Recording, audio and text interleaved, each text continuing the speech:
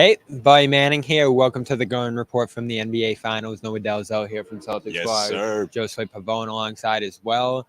And the Celtics take game one over the Mavericks in blowout fashion. Dallas sits their starters with 5 minutes to go after the Celtics tightened up defensively, following a near Mavericks comeback, a massive turnaround from down 29 to within 8 for Dallas. Falls short. And the Celtics, of course, built that advantage on the return of Kristaps Porzingis, who scored 20 points in 20 minutes, starts fast, slows down a little bit in the second half, probably more so with conditioning, only plays those 20 minutes, despite Josue saying there was no minute restriction here. But he was incredible, right from lining up Luka on his first look, forcing a foul on him. I think it was Jaden Hardy who got the second isolation at the elbow, and basically just got banged out of the way as Porzingis just kept pouring in mid-ranger after mid-ranger, got a couple of threes to go, and he not only looked 100%, this is some of the best play, at least in that first half, that I've seen from Porzingis in a Celtics uniform. So he was beyond ready to go in this one, Noah. Yeah, I mean, that was spectacular. I think that was one of the most exciting stretches of Celtics basketball that we've seen in a very long time. Definitely this year, I would say, and definitely this postseason run. And not just how offensively he looked, almost like he did before the All-Star break too. I think he got a little bit, he went a little bit away from that, the post-up game and the ability to kind of draw those fouls. He wasn't getting those calls.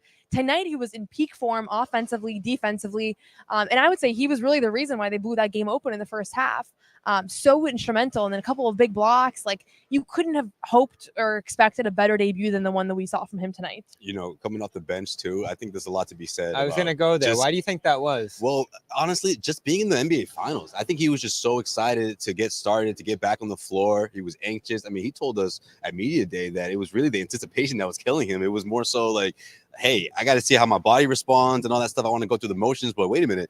I've never been in this level before. I've never been to the NBA Finals, and it killed him that he had to sit out essentially throughout the entire postseason run. And now here he is coming back as if he never missed a step. And like, to do that coming off the bench, you know, cold, I think it's really impressive, because to keep that adrenaline flowing, and then the moment you get on the court, he said that he was so in the zone that he just felt like it was like, man, I'm having a lot of fun out here. And obviously, it's easy to have fun when you're knocking down shots and this crowd's into it the way it was, and everybody. I mean, as soon as he made his way over to the scores table, everyone started cheering, so that helped as well. He said that even before, though, just walking down the hallway, making his initial approach to the parquet right before tip-off, he felt it already. Adrenaline was already flowing, and it kept going up until he checked in and throughout that terrific performance in Game 1. He would have been a good choice on Prize Picks tonight, along with Tatum, the 0.5. He did end up scoring a point. There were some highs and lows for Tatum in this one, mostly difficulty navigating some not mostly, but yeah. pack defensive, front in the lane there, forcing him to be a passer. And that got guys like Porzingis and others going tonight. So if you had the others, you had a good night on Prize Picks, of course. They had that great Tatum offer. They have those all the time over there. So go get 100% matching bonus over there when you use the code CLNS, up to $100 right now on Prize Picks for the finals and baseball and everything else going on right now in the sports world. That's prizepicks.com/CLNS. And this place was packed tonight. I'm sure some people use Game Time to get in there and use that code CLNS to get $20 off your first purchase right now. Terms apply. That's the Game Time app. Go check that out for Game 2 here on Sunday. Do you think Porzingis, not a lot of said, at least from what I heard, about why he came off the bench, other than Missoula saying it was what gave the team the best chance to win?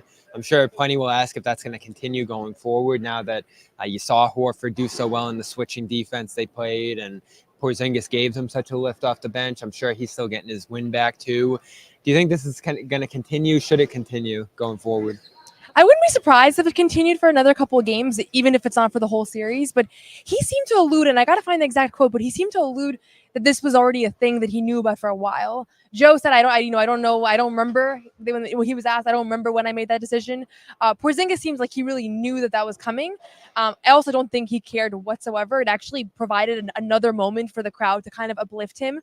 And I'm sure for him also, having not played in the playoffs, really the entire postseason, to give him a couple minutes to just watch the game and to kind of get a sense of the rhythm and the flow and everything, I think that only benefited him. So maybe he starts Game 2 and this was just the one game thing, but I also wouldn't be surprised if they continued with this, because clearly it worked.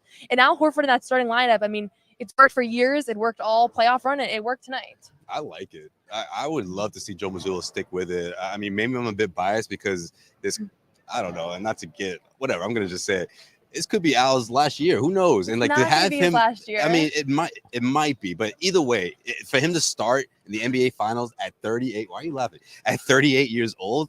Let him ride. It's not like he's hurting the team. And at the same time, Kristaps, huge benefit. Kristaps is benefiting from coming off the bench. So why rock the boat? I love it. And at the end of the day, if it's a close game, that doesn't mean that you have to finish on the bench if you're Kristaps Porzingis. You know, that's a humongous lift to have off for your second unit. I thought it was important. Someone that the Dallas Mavericks cannot match whatsoever. Yeah, I know what you said pregame. You thought that was going to be the case. I was surprised he didn't start.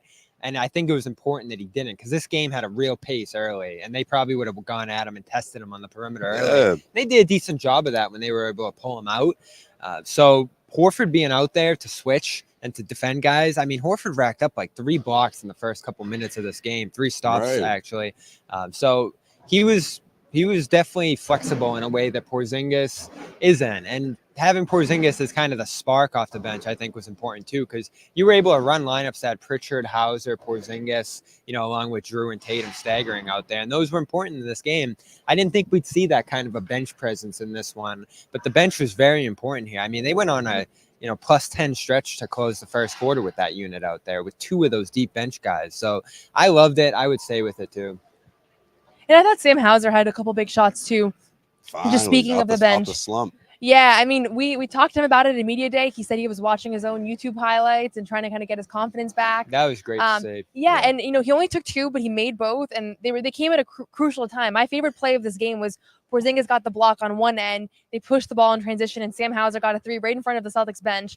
And it was just such a perfect like defense to offense play. I thought tonight you could really feel the connectivity between offense and defense more so than most nights. Like when their offense was flowing, so was their defense, and vice versa. And yeah, just, you know, Peyton Pritchard obviously over 7, but even having Sam just hit those few shots, it was big in the long term. I think got to point out what Brown and Tatum did in this one too.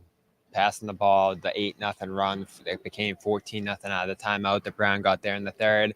As good as the other guys were, and we're talking a lot about the other guys, Brown, Tatum didn't have their typical scoring nights, but they had huge playmaking roles. Yeah, that changed everything, especially the mid-third quarter coming out of that timeout, like you said. Much of what Mazzulla's been preaching all season long, and I feel like it's been a pattern with the Celtics in terms of like when they do give up those big leads, it's usually that third quarter, and then depending on how they finish that quarter, going into the fourth will dictate what kind of game it's going to be. I think everyone in this building knew the Celtics were going to win this game going into the fourth quarter because it was a 20-point lead, you know, like, but the way that the Dallas Mavericks were able to, you know, cut the deficit down to 8 in a hurry, I think it really did. I don't want to say strike fear in these guys, but make them weary into thinking, okay, in the future, we got to make sure that never happens again. And like I said during the Celtics postgame show, I feel like the general overall vibe for a lot of the players that we spoke to tonight was, yeah, you know, we won. It's great that we got that win, but we have to play better in game 2. Definitely. And, you know, when you go up 30 and let it slip to 8, that's the kind of reaction you're going to have. So certainly Dallas found a little something in there. Mazzulla mentioned it, but didn't want to get into it deep. How Dallas defended them during that stretch. They got lively in some foul trouble. So all things to look for going forward. They held Dallas to 9 assists too, which was so big.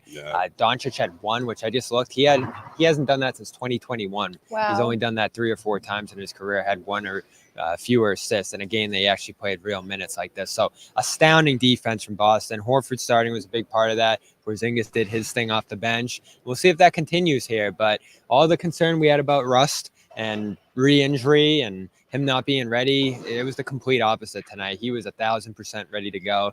The Celtics benefit from a blowout win in game 1. They're 3 wins from a championship, and we're going to cover however long it takes them to get there. And I think we're all feeling pretty good about them getting there with what they showed here tonight. But we'll see if Dallas can bounce back.